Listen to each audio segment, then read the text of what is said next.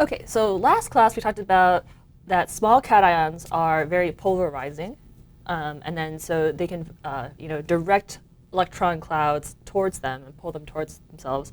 And so in our example we talked about that those form more covalent bonds when making binary compounds with anions. But let's think about maybe what about a proton?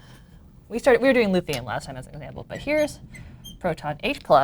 So this is the smallest and most polarizing possible cation because it's 1+ just like lithium, but it's even smaller. So most polarizing cation out there. And just as a point of comparison, the radius of a proton, right? We're removing that one electron, so there's no electrons, and so that is about 0.8 times 10 to the -5 angstroms. And then so if we think about Z over R, that's going to be 6,700. In contrast, the radius of lithium is, let's say, 1.8 angstroms.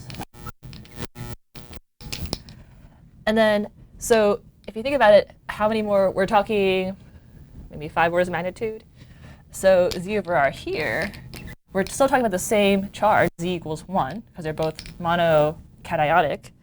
And then so this is, I think, about 0.56. So we're talking, it's very, very different between the two. So as a result, the Z over R we talked about is the charge density of a proton, and then so it's far more polarizing. And then so the effects of this is that when we have polar bonds, we could do some sort of proton exchange. Let's think about protons exchanging.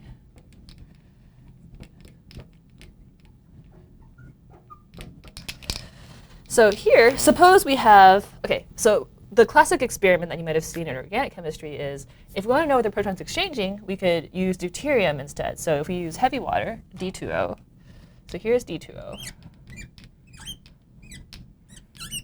And then because we're polarized, and again, because due to the difference in electronegativity between oxygen and hydrogen, we end up with these partial charges, delta plus, delta minus. Oxygen is more electronegative, delta minus. The hydrogen is more electropositive, delta plus. OK. And then so if we have something that has also a polar bond, let's say we have some molecule HX, X is some electronegative atom, like fluorine, oxygen, nitrogen, et cetera, we again have partial charges, delta minus, delta plus. And then as a result, we end up with kind of associations, intermolecular associations between our different positive charges, like so. And then so because of this association, we can then do an exchange, and then we end up with, so here we can form a bond this way, we can form a bond this way, and then break these two bonds. And then so we'll end up with DOH, so HOD, so partially protonated heavy water. And then we would then form a plus DX moiety. So again, we're forming like these polar bonds initially, and then they can then scramble in solution. In contrast, if you think of something with a very nonpolar bond, so if I take methane, in this case, the electronegativity difference between hydrogen and carbon aren't as big. This bond isn't very polar in comparison. And then so if we add D2O to that, you do not see deuterium scramble into the methane position unless you do something fancy with the catalyst. So this does not go. No reaction. So again, yeah. So water, of course, is a very special case. It has this polarity difference. And then so again, if you can react with polar things, then we can do this scrambling effect. Yeah.